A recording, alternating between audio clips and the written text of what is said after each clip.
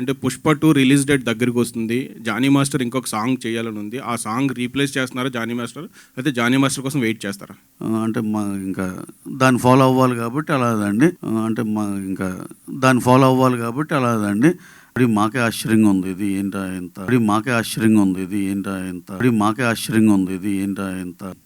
రవి గారు 2 క్వెషన్స్ అండి. ఒక క్వెషన్ అంటే ఇప్పుడు ఇది సక్సెస్‌ఫుల్‌గా రన్ అవుతుంది. 10 డేస్ 30 క్రోర్స్ వచ్చింది. నవరాత్రులు స్టార్ట్ అవుతున్నాయి. కానీ నెట్‌ఫ్లిక్స్ ఓటీటీ అయిపోయింది కదా! దీన్ని 4 వీక్స్ విండోనా లేకపోతే ఎక్స్‌టెండెడ్ చేస్తున్నారా? ఎన్ని వీక్స్ అండి? ఆఫ్టర్ అక్టోబర్ 11th అండి. అదే 4 వీక్స్ విండో. 4 వీక్స్. అంటే హిట్ అయిన తర్వాత ఏమైనా చేంజ్ చేసేప్పుడు అంటే 8 వీక్స్ హిందీలో 8 వీక్స్ ఉన్నాయి.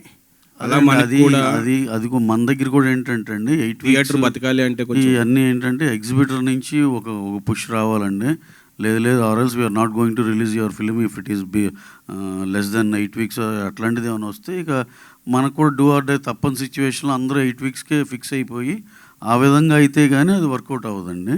మా పుష్పాలు ఇవన్నీ అయితే అన్నీ 8 వీక్సేనండి. పెద్ద సినిమాలు అన్నీ 8 వీక్సే.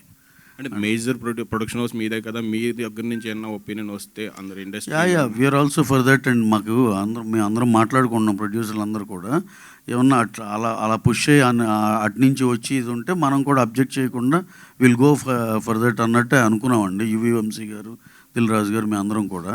అప్పుడు ఏంటంటే సరే ఏదైనా నామినల్గా వాళ్ళు తగ్గించారనుకోండి అయినా సరే దట్ ఈజ్ ఓకే.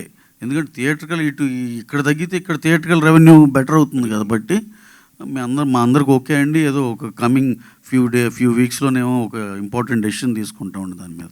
తర్వాత ఇంకొక క్వశ్చన్ అండి. అంటే 'పుష్ప 2' రిలీజ్ డేట్ దగ్గరికి వస్తుంది. 'జానీ మాస్టర్' ఇంకొక సాంగ్ చేయాలని ఉంది. ఆ సాంగ్ రీప్లేస్ చేస్తున్నారా 'జానీ మాస్టర్'? లేకపోతే 'జానీ మాస్టర్' కోసం వెయిట్ చేస్తారా?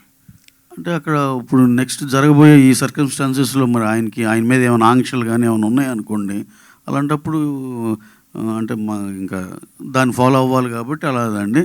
యాజ్ ఆఫ్ నౌ అయితే ఆయనతోనే అనుకున్నాం మరి అనుకోకుండా ఇది వచ్చి పడి మాకే ఆశ్చర్యంగా ఉంది ఇది ఏంటా ఎంత జరిగిందని.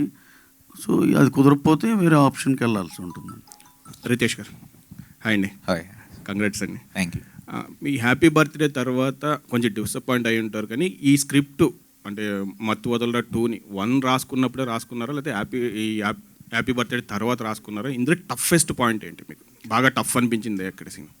అంటే ముందు ఉన్నది tampering scene and intro scene ఒకటి ఉండిందండి ఐడియా. సో ఫస్ట్ పార్ట్ తర్వాత దాని తర్వాత మేజర్ స్ట్రక్చర్ అనేది రాలేదు నాకు. సో ఆ స్ట్రక్చర్ ఏదైతే స్టోరీ ఏదైతే ఉందో అది క్రాక్ చేయడానికి టైం పట్టింది అనమాట. సో అది మేజర్గా అది నేను మామూలుగా ఇన్స్పైర్ అయింది ఇట్లా సియోల్లో ఒకటి బర్నింగ్ సన్ స్కాండిల్ అని ఒకటి జరిగింది. సో దాని నుంచి ఇన్స్పిరేషన్ తీసుకుంటే